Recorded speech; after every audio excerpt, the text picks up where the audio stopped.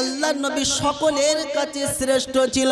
তারা মুহাম্মদ সাল্লাল্লাহু আলাইহি ওয়াসাল্লামকে লাকাব দিয়েছিল মুহাম্মদ হলো আল আমিন, মুহাম্মদ হলো সাদিক, মুহাম্মদ হলো আমানতদার। মুহাম্মাদের মতন শ্রেষ্ঠ এই মক্কার জমিনে আর কেউ হতে পারে না।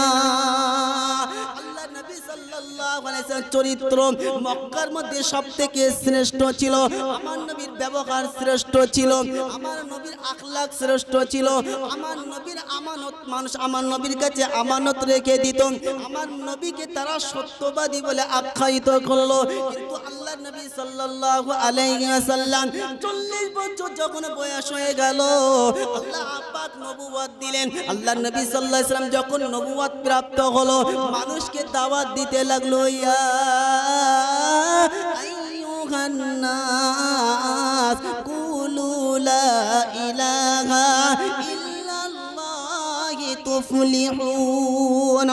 ও বিশ্ববাসী মক্কাবাসী শুনে রেখে দাও, আমি সেই জামানার নবী, আমাকে তোমরা নবী বলে স্বীকার করে নাও আর এক আল্লাহকে রব বলে স্বীকার করে নাও। আল্লাহ পাক তোমাদেরকে কামিয়াবি করবে। আল্লাহর নবী কি বলেন, 40 বছর বয়স হলো, 40 বছর মানুষের কাছে প্রিয় ছিল, গোটা মক্কাবাসী সকলেই ভালোবাসতো। মুহাম্মাদের মতন জোড়ার মিলবে না মক্কায় একটা, আর বাস্তবেই তাই। আমার নবীর জোড়া মিলবে, তাই না? জোড়া বলে মিলবে না। আল্লাহর নবী সাল্লাল্লাহু আলাইহি ওয়াসাল্লামের আখলাক এমন ছিল, আমানতদার ছিল, সত্যবাদী ছিল, আলামিন তারাই লাকাব দিয়েছিল। এবার আল্লাহর নবী সাল্লাল্লাহু আলাইহি ওয়াসাল্লাম যে এবারে কি বলে যে কলমার দাওয়াত দিতে লাগলো, হকের দাওয়াত দিতে যেই লাগলো, যেমনি হকের দাওয়াত দিতে লেগেছে এবারে শত্রুতা, এবারে কি শত্রু। যে দেখেছো এতক্ষণ মুহাম্মদ তো ছিল ভালো, কি বললেন? আপনার গ্রামে যদি কোনো ব্যক্তি এতদিন দাঁড়িয়ে পেশাব করছিল, খুব ভালো ছিল, পশ্চিম চিন্তানো অসুবিধা ছিল না। যেই দেখবেন নামাজ পড়তে শুরু করেছে কোনো যুবক বা বয়স্ক মানুষ, ও সারা জীবন দাঁড়িয়ে পেশাব করছে, বড় নামাজি হয়েছে। কথা বললেন না? মানে এমন পীর মেরে দিল বেচারি, যে দুবার নামাজ পড়ছে ওর যে নামাজি ছেড়ে দিল। ওই জন্য কোনো ব্যক্তিকে, কোনো অনেক যুবক এরকম হয় যে তারা একটা খারাপ কাজ করতে এখন আলহামদুলিল্লাহ মুখে দাঁড়িয়ে রেখেছে, এখন তারা সুন্দর কি বলেন যে দিনের মজলিসে তারা আয়োজন করছে, দামি দামি মাওলানা নিয়ে আসছে, তারা মসজিদে যাচ্ছে, মানুষকে নামাজের কথা বলছে। আপনি তো যেতে পারছেন না, কমপক্ষে তাদের সঙ্গে শত্রু করেন না, তাহলে কিন্তু আপনি কঠিন আযাবে গ্রেফতার হবেন, মনে থাকবে ইনশাআল্লাহ।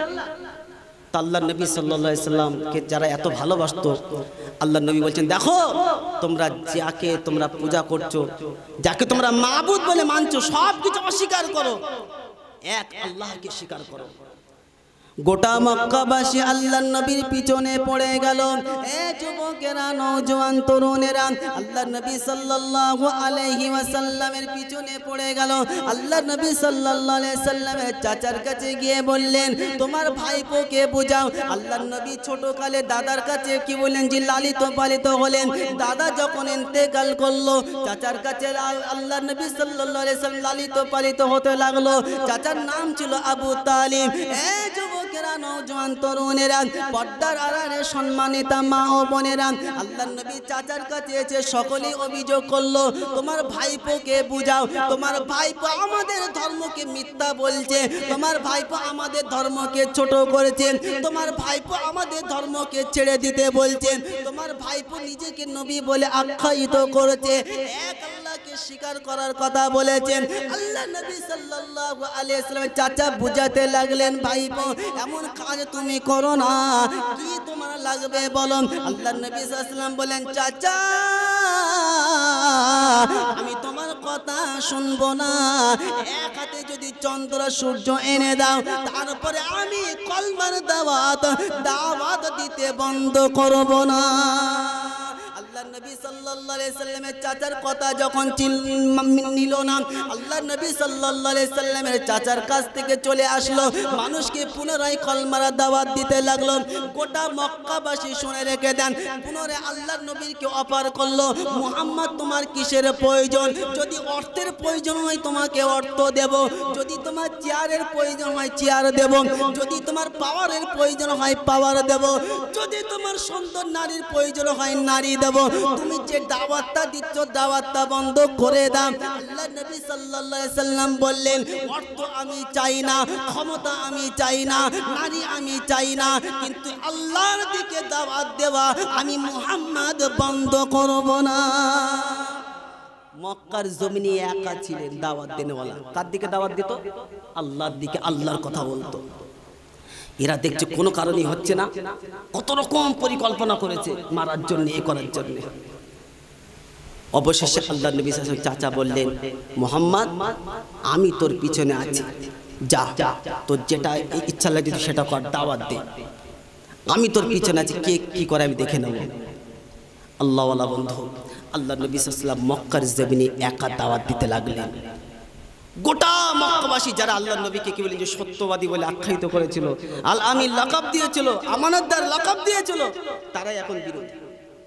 আল্লাহ পাক তার হাবিবকে বলেন, হাবিব ওয়া আনদির আশিরাতাকাল আকরাবিন, তুমি তোমার নিকট আত্মীয়দেরকে সতর্ক করো, তাদেরকে সতর্ক করো।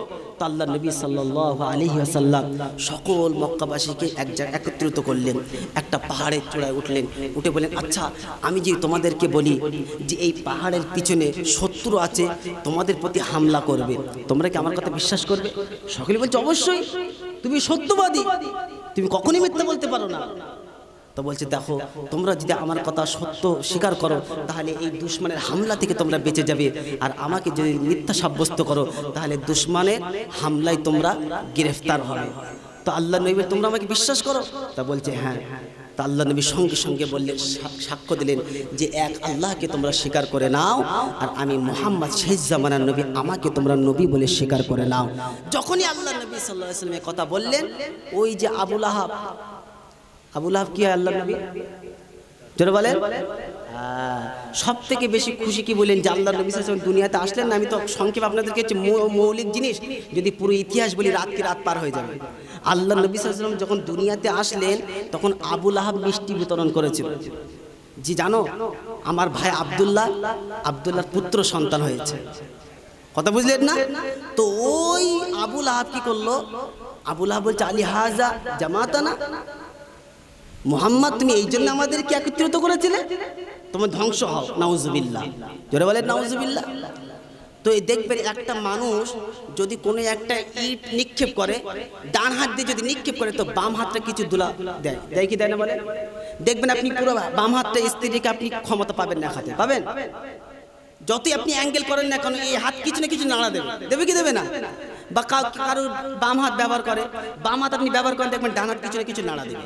তো আবু লাহাব একটা পাথর কি বলেন যে আল্লাহ নবী সাল্লাল্লাহু আলাইহি ওয়াসাল্লাম দিকে নিক্ষেপ করেছিল, যে এই জন্য তুমি আমাদেরকে একত্রিত করেছিলে কথা বলার জন্য, তুমি ধ্বংস হও, নাউজুবিল্লাহ। তো আল্লাহ পাক বললেন, আবু লাহাব কি আমার হাবিবকে অপমান করতে এসেছিস? আমি তোকে ছেড়ে দেব না। যে আমার হাবিবকে অপমান করে আমি আল্লাহ তাকে নাস্তা নাবুদ করে দেবো, কেন আমার হাবিবের যারা পরিমাণ বেইজ্জতি আমি আল্লাহ হতে দেবো না। একবার জোরে বলেন। কিয়ামত পর্যন্ত কি বললেন জি, কত মানুষ কত রকম এ করছে, ঠাট্টা বিদ্রুপ করছে, শুনে রেখে দেন। কিয়ামত যতদিন চন্দ্র সূর্য থাকবে ততদিন পর্যন্ত আমার নবীর নাম দুনিয়াতে বাকি থাকবে। একবার জোরে বলেন। কিয়ামত পর্যন্ত সব মিটে যাবে কিন্তু আমার নবীর নাম কি মেটানো যাবে? জোরে বলেন। শোনেননি?